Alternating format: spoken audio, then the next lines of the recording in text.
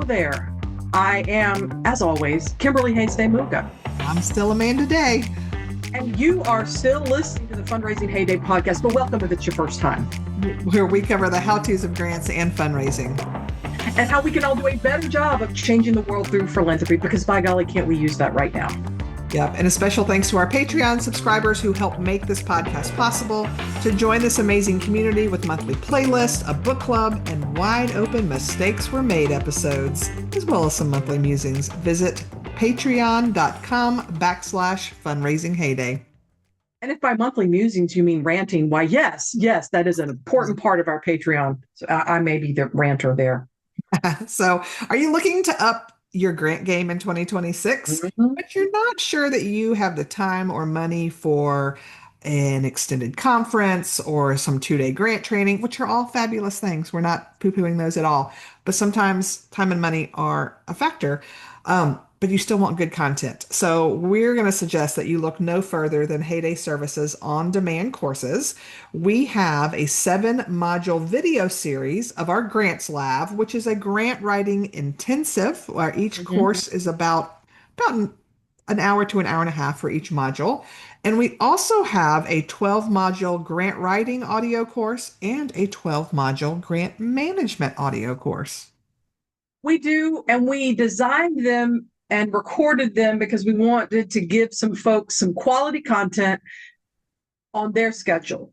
Each audio course is maybe 20 to 30 minutes, which, if you know us, is like super brief, concise, and full of wonderful information, because we do like to talk. But we purposely designed this so in 20 or 30 minutes, you could explore one of 12 aspects of either grant writing or grant management, or both, more in depth. It could be while you're folding laundry, could be while you are walking your dog, could be in your morning commute, or it could be at a time of day where you have a cup of tea or beverage of choice and just relax and listen, because also you deserve that time. You deserve that time. So you can buy one module or the entire series.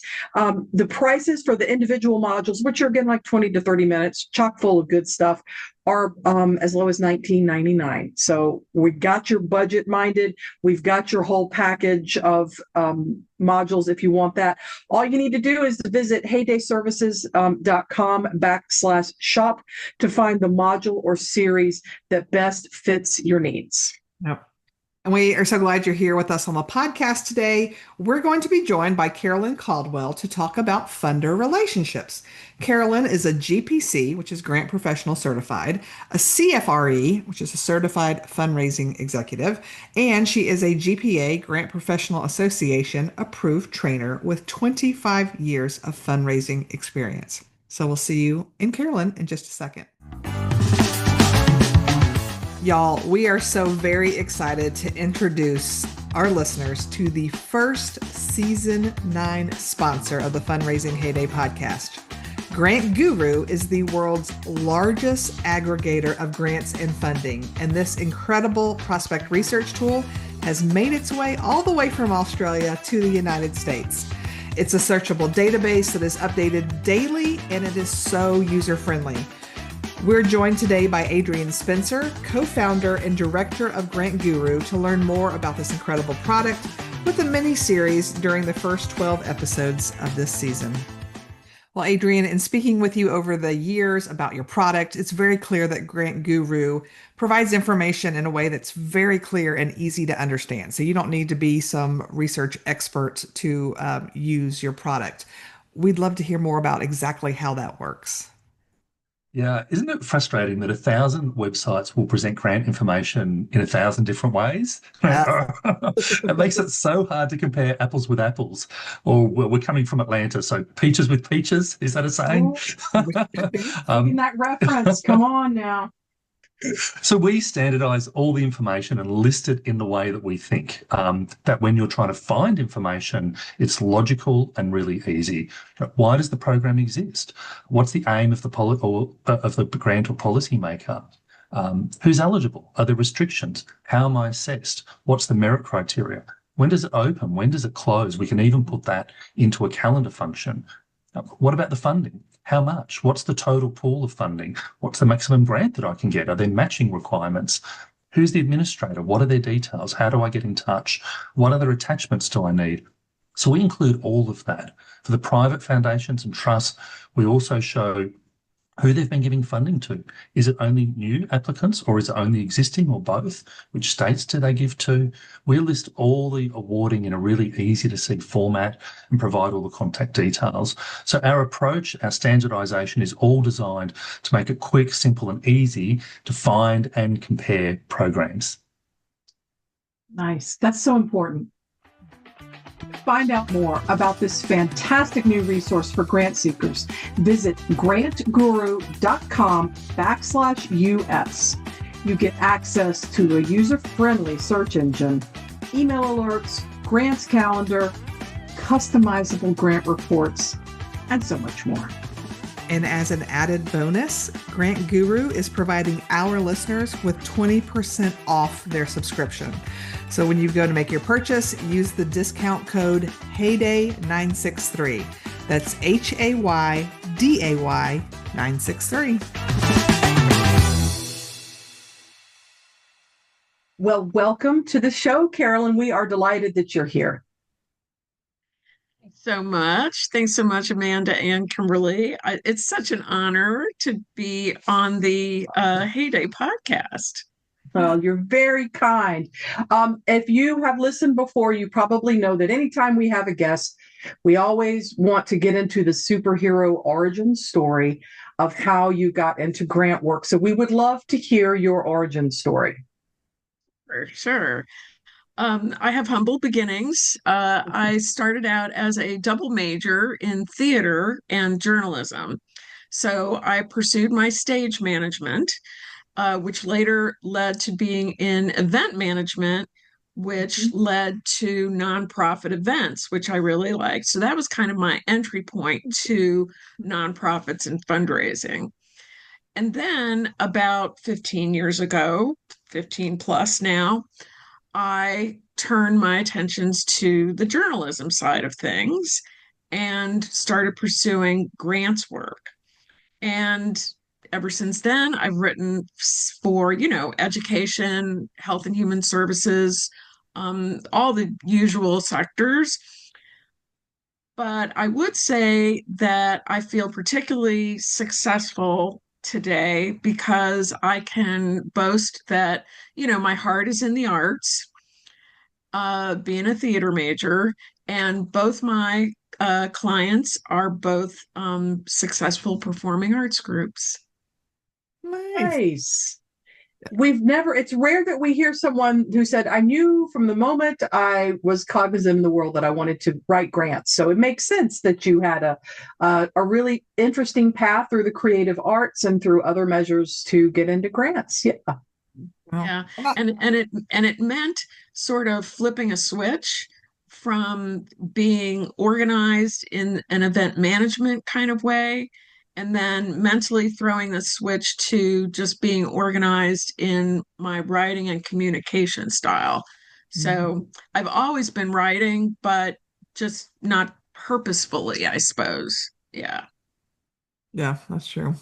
So, but I was not a theater major, but I definitely am a big fan of theater and go any chance I get. So, what a fun segue into grant writing. Would not have gotten, you're the first one we've heard that said it was from theater into grants. No.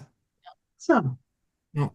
Well, let's talk about the main point of why we want to talk today, which is funder relationships. So we'd love to start off with talking about if someone is new to the grants world, and like many of us at the beginning, you were just like, I'm writing grants. Okay, but wait, I have to build funder relationships. Like, what does that look like? So what advice do you give for folks that are just starting out on just how to build those relationships? Right. And starting out, I can understand how it's just terrifying to think of, but really it's important to understand that building and then maintaining relationships with funders is paramount to your grant success. Mm-hmm. And then just realizing that funders are people and they're trying to fulfill their missions. And what you really need to start out with is sharing your organization's story, your program's mission, and then seeing if it aligns with what they're trying to accomplish too. So if it does, then you can start on that path of having a relationship. But then, okay, maybe you've called or emailed, but then make sure that some key phrases from those conversations are then echoed in a subsequent grant application to them, because what they're telling you is what's important to them. So they would love to hear it back, right? So I think that really helps you. And then once you receive a grant from that funder, this should be on my tombstone. Think like a funder. Think like a funder. Wouldn't you want to be thanked? So communicate your appreciation to them. You know, ask them how they would like to be recognized. I think that's just, common courtesy. Maybe they want to remain anonymous. You don't want to blab about it if they want to just keep it on the down low. Mhm. And then share follow-ups on your program's success with them. Contact them immediately if your program stumbles. If it looks like you're off course and maybe not going to reach the goals that you set for it in your application. But don't just call and lay the problem in their lap. Come to them with potential solutions. The point being, just keep in touch. Yeah. Well, and I think that last point is so true. I think so many new grant professionals are like, but if I tell my funder that things aren't going well, they're going to take all the money away, so I can't let them know. But which is, it's false. I mean, every time I've reached out to a funder going, hey, this weird thing happened, and now we're 3 months behind schedule or whatever. I mean, I had a program where nobody showed up to the event we were doing. Nobody, zero, and had to call the funder. But they were like, okay, clearly something didn't work well. Let's talk it through and helped us revamp and redo our program. And the next point, it was a success. So I think that's really, really an important thing to get across to people. Funded you, they're not only financially invested, they're emotionally invested in its success. So they want you to succeed. They want to see this work out. They want to see you move the needle Hmm. closer to helping them make their money be a good investment. So help them help you, vice versa. Yeah. Absolutely. So to kind of spin off on that a little bit, actually, Carolyn and I believe, share a trait of being introverted. I think we could claim that. I think we bonded over that a little bit in Baltimore when we had side by side booths at Grant Summit. So, and of course, Amanda was there too, but she was probably working the room or doing something wonderful. So, I remember us talking about that, and we had talked about ways that grant professionals who are more introverted could still build viable, rich funder relationships. And I was wondering if you could share some of those tips and ideas and experiences that you shared with me. If you could share them again now. Sure. I agree. By and large, I would say if you put 500 grant professionals in a room, 450 of them would be introverts. It's fair. I relate. I relate.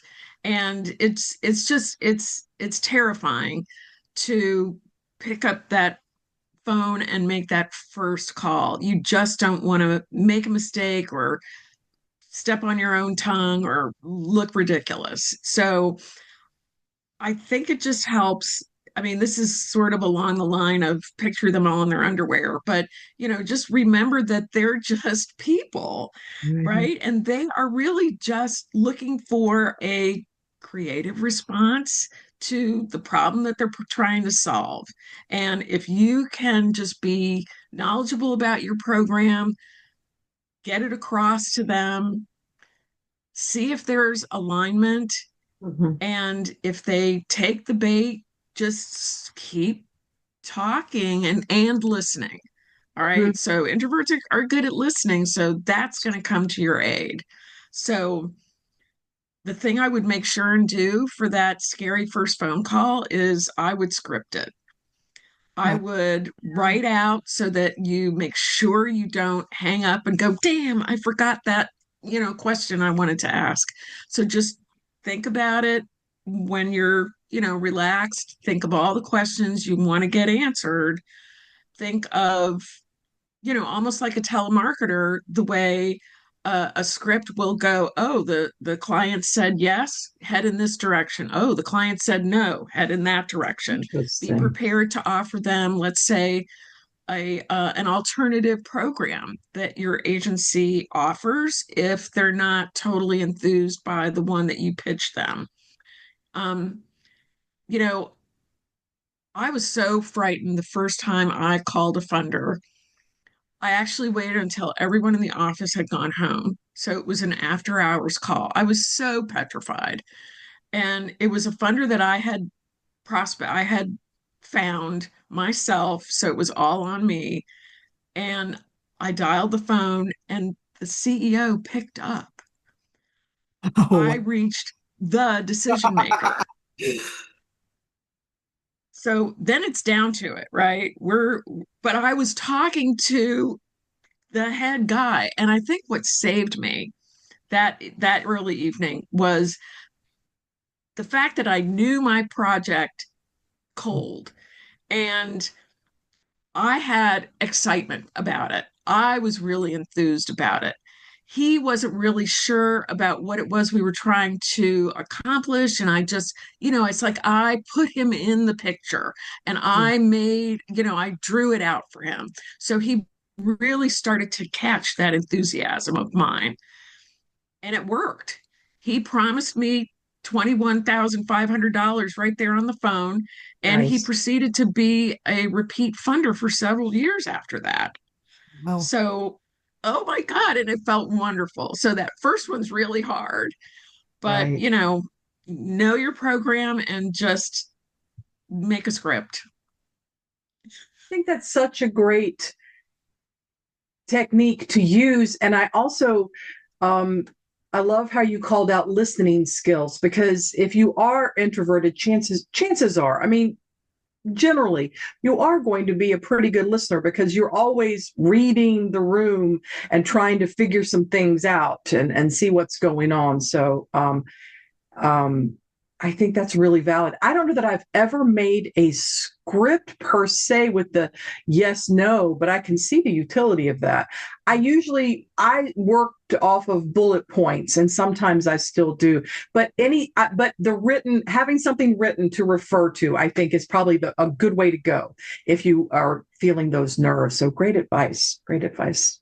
When they ask, do you have any other questions for me? You have a list of questions. Right. Yeah.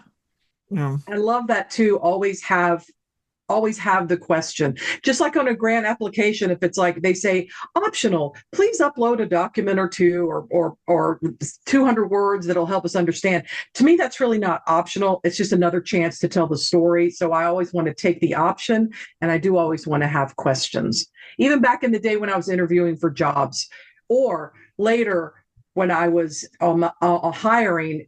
If someone never had like a single solitary question after we've been talking, I was always kind of like, why don't you have some questions, especially for grants and in development, because there are always more questions. There are always things to explore. So interesting. Asking questions just shows your curiosity and your interest in Mhm. digging deeper and, I don't know, being nosy. Yeah, exactly. I mean, a grant professional is really, I align it to being an investigative reporter. So be inquisitive. Yeah. Well, and I love the advice of having more than one project ready to pitch because you're Yeah. right. Sometimes, even though you're thinking this is the greatest need, and to me, it makes the most sense for this funder, but that may not be where their current priority lies, or whoever happens to pick up the phone, what is their kind of pet project thing that may be the thing that sparks their interest. So I think that's really smart to have, this is what we're pitching, but if you don't like it, we have lots of funding needs. Let's talk it through. Yeah. Mm. So very nice. So, well, you've already shared one success story, but I'm guessing you have more than that of where you've built successful funder relationships over the years. So, could you share one or two things where those relationships has really helped your organization? Actually, this is a story that I called to mind and I wanted to share with you. It helped not only my organization that I was supporting, but it helped pretty much all the others in my community. So there's a large family foundation that funds in my state, and they funded in my geographic region as well. And what I have done over the years with them is I have always called with when I have an intelligent question, when I can say something like, I have a project and it could fall in this education pillar of yours, or it could fall in your community engagement pillar. What do you think? But I don't call them just, randomly and waste their time. So I do that.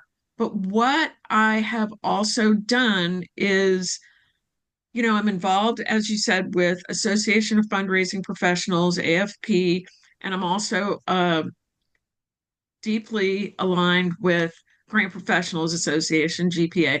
And what I've done is I've asked that funder to sit on a funder panel for one of those chapter education sessions. Mm-hmm. And so that does two things. It gives that grant maker an opportunity to share uh, more about their mission, more about how their pillars work. And it also offers us grant seekers an excellent chance to share, our stories and our struggles. So it really builds awareness in both directions. And so I think that was a particularly successful kind of funder engagement Mm-hmm. strategy. And like I say, it worked for not just who I was with at the time, but for all the other funders or all the other nonprofits in the room. Yeah.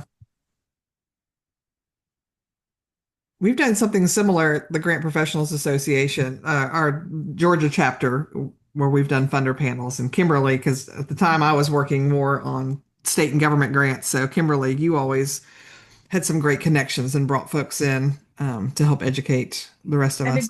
it's a great introvert strategy to because if you are inviting and moderating a panel, maybe then that was one of the ways, and this is obviously not a podcast about how to be an introvert and build your career, but it is if you are working in grants and you are sort of pushing yourself to go leave your cubicle or office and build relationships, that's kind of a low bar entry, non-threatening. You're not pitching, you're inviting and sharing information. And I just found that enormously helpful. It was, gosh, I feel like that was years ago, Amanda, when we had those funder panels for GGPA, but it was a real, not only was it helpful, it was just a real learning tool for me and skill building, which Carolyn, as you've just pointed out, you're involved in so many ways in different professional associations, and introvert or extrovert, that's also a great way to sharpen your leadership skills and your leading meetings and all of those kinds of things that don't seem directly related to grant writing, but actually really are, because most of what we do, it's usually not grant writing, right? It's running around, building consensus, trying to get information from people, trying to get people to talk to each other, and all of those things besides actually sitting down, fingers on keyboard. So great Yes. advice, great success. And those sessions were extremely popular. Sure. They were, when they were in person, standing room only. When they were virtual, those funder panels basically were sellouts. So they're Yeah. people are clamoring to know more. And especially for the introverts, if somebody else is in charge of asking the questions, that kind of warms you up. Yeah. I'm curious, for people who are listening who are like, well, that's great, but I'm not involved with an organization like GPA or AFP. Can you think of, are there some other events that make sense to invite your funders to? Like if you're an arts organization and you're putting on a production, does it make sense to invite them to come and see one of your shows or things like that? Absolutely. Oh, absolutely. Absolutely. I am working with a client now that was in the middle of a renovation Hmm. that was funded, and they asked the funder, like to a hard hat tour. Okay, It nice. makes sense to invite to when it's appropriate, because I can think of circumstances where maybe, like children's mental health, not so much, but where it's appropriate to invite your funder or prospective funder to a groundbreaking, or a opening ceremony, or maybe a celebration when you have reached a milestone. Oh, 1,000 clients served, that kind of thing. And what happens there is funders know each other, Yes. Yeah. and they talk to each other, and they talk to each other about what? They talk to each other about us. So it would be really good to do what is often referred to as a dog and pony show on behalf of your funders, and even prospective funders, people who might be like tangentially interested. Invite the board, get the board members there, get the program staff there, and call a meeting of the minds, and just have everybody else um, kind of doing the heavy lift in terms of educating these um, funders about what's going on with the program. Yeah. Mhm. And I like to add too, for folks who may be listening who are like, well, that's great, but I don't deal with foundations. I get federal grants, and my program officer is someone working for the Department of Transportation in Washington, D.C. I recommend reaching out to your elected officials, calling their local office and inviting them to those things. And half the time, the senators and the representatives can't make it, but their staff can. And so then they're going back and telling, Congressperson so and so, oh my gosh, the city of so and so, or this nonprofit that got a federal grant to do this was able to do X, Y, and Z for your constituents. And so I have found that to be a useful tool for as a way to invite people to things if you're on the federal grant side of things. Is brilliant, and it's pretty much all you can do, because there's a lot of gatekeepers at the federal level, at the government level in general, and they love being called out in public. So if you have an opportunity to, call them out by name in a public event, that's gold for them. Oh yeah, that's fantastic when you can recognize the folks that are there and thank Mhm. them. To your point, if they want to be recognized, there may be a handful that, although my guess is if they're wanting to be anonymous, they're probably not showing up to the events anyway. Government level, they're usually wanting the recognition. Exactly. They want the taxpayers to know what their money is going towards. Absolutely. Yeah. So to flip the balance of the relationship building just a little bit, as an employee, as a member of a grants team at a nonprofit agency, I honed my skills and am using many of the techniques that you described to build those relationships as an employee.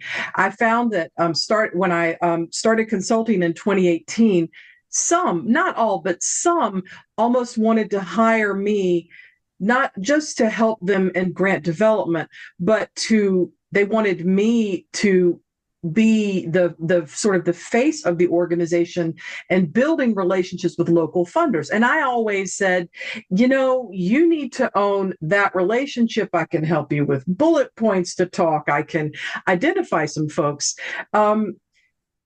And I really would love to know sort of your thoughts on the importance of having the nonprofit or local government agency being the one to have that primary funder relationship as opposed to the consultant. Because I get why you want to outsource some things, but because that's why they're hiring consultants. But then again, I'm not sure that that's maybe the exact right thing to export to that degree.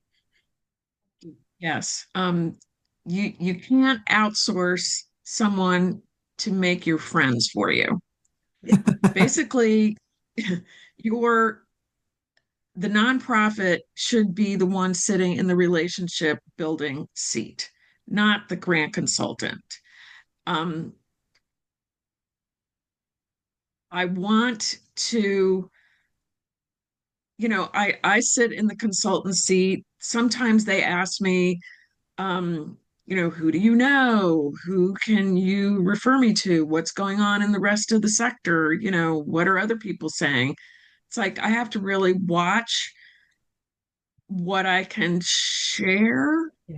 because I do work with a number of clients simultaneously and how I share it. So it really all goes back to the GPA Code of Ethics, doesn't it? True. There really needs to be a delineation between what the client is expected to do and should expect of the consultant, and vice versa, what the consultant's responsibilities are and where they begin and end. To have a consultant and expect them to help you build relationships is just, it's out of their purview, and it just smacks of a hired gun. There's only, like you say, I will even go to the extent of going to the meeting with them, Sure. with the prospective funder. I will help them prep for the meeting, sure. But I'm not going to be the one making the relationship, because that hopefully will be a relationship that will last long past, my tenure with them. True Exactly. that. So it's really responsible of the consultant to maintain ethical standards, not sell a client a bill of goods, not tell them that this is something magical that you can do for them.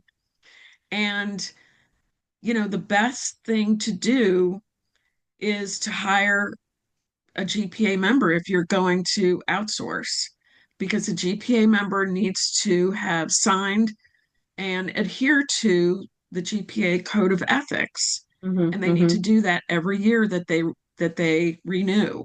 Hmm.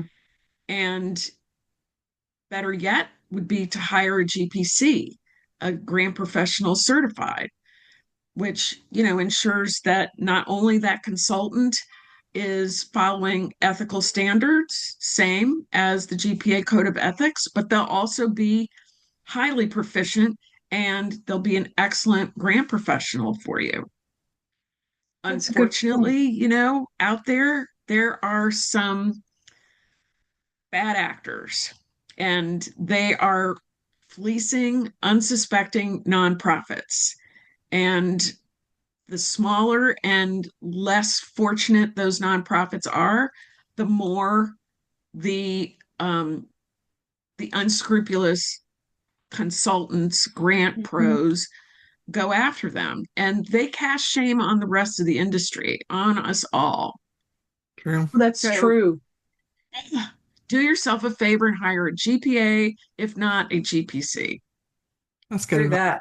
Hmm. Also, as a companion piece with that, there are training companies that are also maybe promising grants, or people who want to get into grants. Oh, take my course and you'll make six figures by the end of the year. So just, if it sounds too good to be true, it's because it is, so that just my my public. Amanda's heard me rant about this many a time, but you make such a good point. It's like, although membership is voluntary in these associations, it does represent some sort of shared idea of what the profession should be, since basically anyone can hang out their virtual shingle and say, I'm a grant writer or I'm a consultant. So To your point, a lot of trainings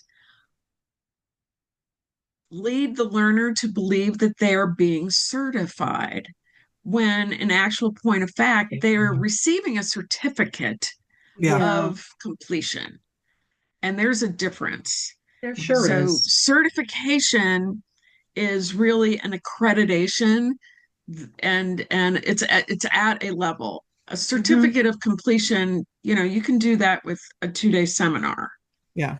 And that's great. I mean, that's how all of us, I could not have earned my GPC if I hadn't taken all these courses where I got certificates because I learned information and then Exactly. training. So we're not poo-pooing, but it's important to understand the distinction. There's a big difference, and getting a certificate actually for me, for my, at that time, my employer, was proof that I attended, right? So we're not saying never have certificates, but we're also like, these are two different things.